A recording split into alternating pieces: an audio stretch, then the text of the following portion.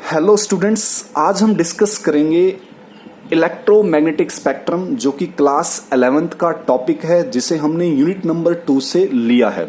ये topic physics as well as chemistry पढ़ने वाले बच्चों के लिए इम्पॉर्टेंट है। दोनों ही ब्रांच के अंदर इसका इस्तेमाल किया जाता है। तो इनके अंदर हम डिफरेंट रेडिएशंस को पढ़ने वाले हैं, उनकी फ्रीक्वेंसी का ऑर्डर क्या है, उनकी वेवलेंथ का ऑर्डर क्या है, और इसको हम ट्रिक्स के माध्यम से याद भी करेंगे। तो सबसे पहले कुछ जनरल चीजें पढ़ लेते हैं कि इन रेडिएशंस का हमारे लिए फायदा क्या है, या इनका कुछ नुकसान भी है या नहीं है, इसको थोड़ा सा हम चर्चा कर लेते हैं। तो सबसे पहले जैसे है गामा रेज। गामा रेज का जो इस्तेमाल किया गया है वो किया जाता है ट्रीटमेंट ऑफ कैंसर के लिए, ये आपने ध्यान रखना है। लेकिन they are harmful for DNA and can cause genetic diseases, इसका ये थोड़ा सा नुकसान पड़ता है। नेक्स्ट चलते हैं हम एक्सरेज के ऊपर। तो एक्सरेज सभी को पता है, ये डायग्नोस्टिक पर्पस के लिए यूज किया जाता है। यानी कि अगर मान लो कोई हमारी बोन अगर फ्रैक्चर होती है तो हम उसकी इमेज को, यानी कि उसकी पिक्चर के लिए हम एक्सरेज का इस्तेमाल करते हैं। नेक्स्ट हम चलते हैं अल्ट्रा वायलेट। अल्ट्रा वायलेट का इस्तेमाल एस्ट्रोनॉमी और फॉरेंसिक एनालिसिस के लिए इसका इस्तेमाल किया जाता है। नेक्स्ट चलते हैं विजिबल। विजिबल में क्या होता है कि जो हमारी ह्यूमन आई है इसे देख सकती है। ये सबसे इसका एडवांटेज है कि ह्यूमन आई विजिबल रेज को क्या कर सकती है, डिटेक्ट कर सकती है, देख सकती है। इसमें थोड़ा सा और पढ़ना हमने, आपने जैसे छोटी क्लासों में पढ़ा था कि हमारे पास इसके अंदर 7 डिफरेंट कलर्स आते हैं, जैसे विवग्योर, indigo, blue, green, yellow, orange, red. ये अलग अलग कलर्स हमारे पास होते हैं। और इनका अगर हम वेवलेंथ का अगर ऑर्डर बताएं, वेवलेंथ की वैल्यू का अगर हम इसके अंदर बातचीत करें, तो यहां से अप्रोक्सीमेट 400 से लेकर जैसे जैसे हम रेड कलर की तरफ जाएंगे तो 700 नैनोमीटर तक इसका रेंज होता है। ये ध्यान रखना आपने। ये किसकी बात कर रहे हैं? वेवलेंथ की। यानी कि वेवलेंथ की वैल्यू बढ़ती रहती है जैसे जैसे हम रेड कलर की तरफ जाएं। अगर आपसे कोई पूछे कि सबसे ज्यादा विजिबल रेज के अंदर वेवलेंथ कौन से कलर की है, तो आपने क्या बताना है? Red colour. अगर हम फ्रीक्वेंसी की बात करें तो फ्रीक्वेंसी अपोजिट होती है। फ्रीक्वेंसी इसकी सबसे कम होती है। इसकी जो वैल्यू है अप्रोक्सीमेट 4 × 10 की पावर 14 हर्ट्ज होती है, जबकि इसके लिए जो है 7.5 × 10 की पावर 14 हर्ट्ज होती है।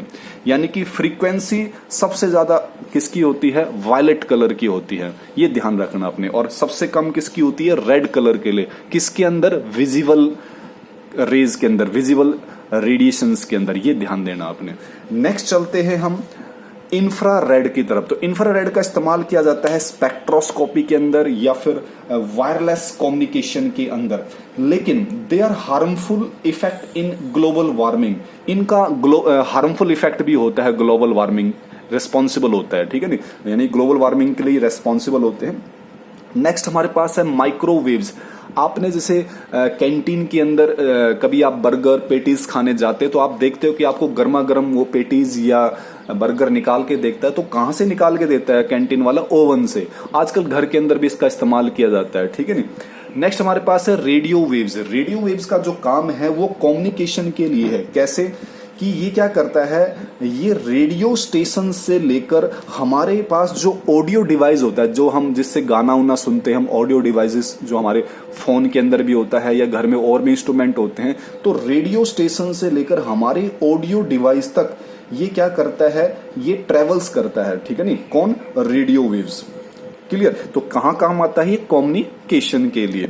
अब हम थोड़ा सा इसकी फ्रीक्वेंसी वैल्यू को हम पढ़ेंगे, तो उसके लिए मैं इसको थोड़ा रफ कर रहा हूं। और उस फ्रीक्वेंसी वैल्यू में हम जो है सीखेंगे कि भाई किस तरह से हमने इनकी वैल्यू को याद करना है। तो उसको एक ट्रिक की मदद से हम सीखेंगे। तो हमारे पास ट्रिक है, इस ट्रिक को हम इस्तेमाल करेंगे, ये आपने ध्यान देना है। इसका जब हम यूज करेंगे तभी आपको ये समझ में आएगा।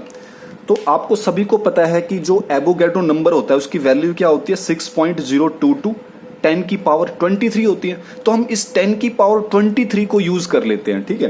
तो 10 की पावर 23 को कैसे यूज करेंगे? उससे पहले मैं एक बार यहाँ पे जो है ना सभी के साथ मैं 10 से लेकर 10 तक लिख देता हूं, ताकि हम इसको आसानी से याद कर लेंगे। सभी के अंदर 10 से लेकर 10। यहां हम इसकी वैल्यू को लिखने वाले हैं 10 से लेकर 10। अब कैसे इस्तेमाल करेंगे, देखो यहां पे हम लिखेंगे 10 की पावर 23 जो एवोगैड्रो नंबर से हमने उठाया। अब देखो इसमें क्या करो, -4 करो, यानी कि 23 में -4 करोगे तो कितना होगा 19, तो 10 की पावर 19, यानी कि आपके पास 10 की पावर 19 से लेकर 10 की पावर 23 तक जो फ्रीक्वेंसी की जो रेंज है वो गामा रेज के लिए रहेगा। ये ध्यान देना आपने, ठीक है नहीं।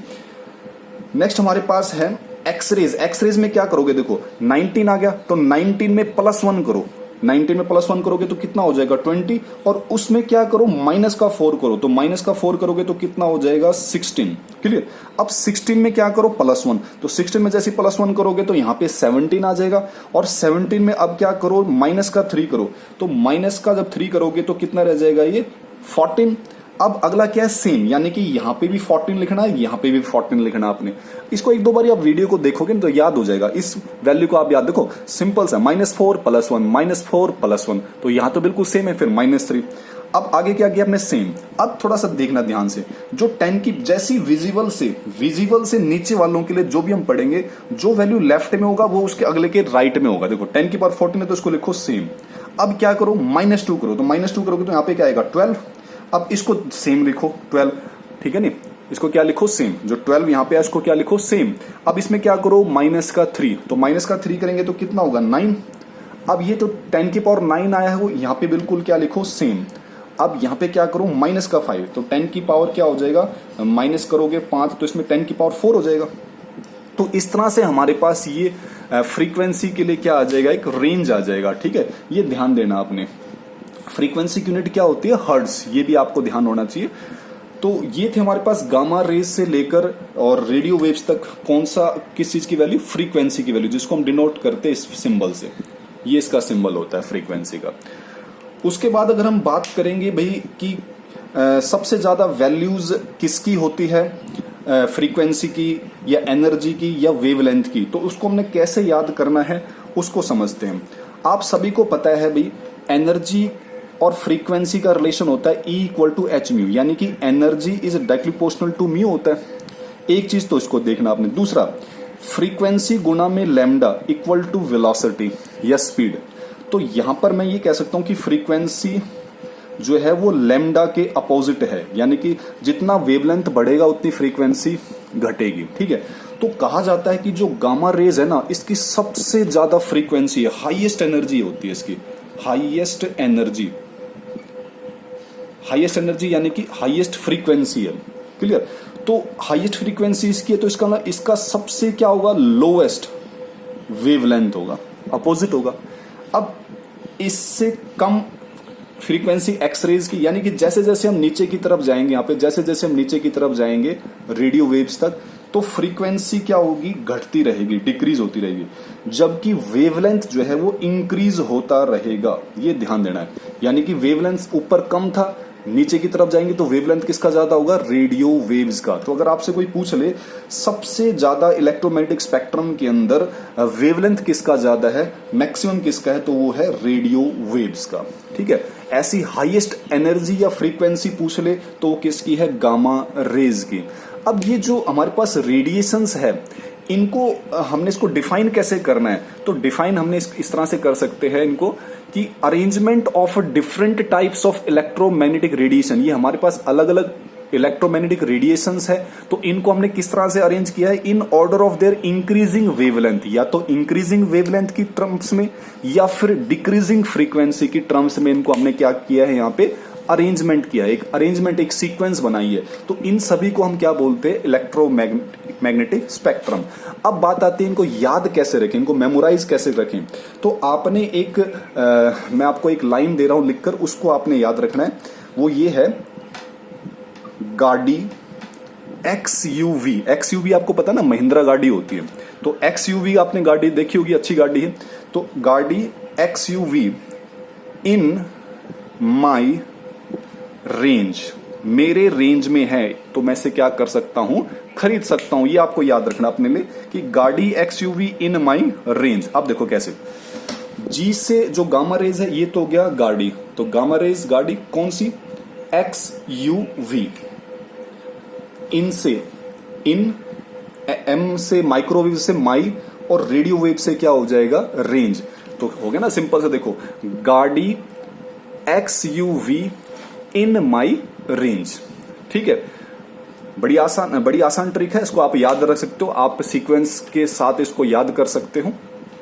तो आपसे क्वेश्चन पूछता हूं मैं, आपने बताना है इन सभी इलेक्ट्रोमैग्नेटिक रेडिएशन में सबसे ज्यादा जो है वेवलेंथ किसकी है। तो आप इसका आंसर देखें तो इसका आंसर आएगा रेडियो वेव्स की। अगर मैं आपसे पूछूं सबसे लोएस्ट वेवलेंथ किसकी है तो वो है गामा रेज की, और सबसे ज्यादा फ्रीक्वेंसी गाड़ी यानी कि गामा रेज की। ये भी आपको ध्यान रखना है।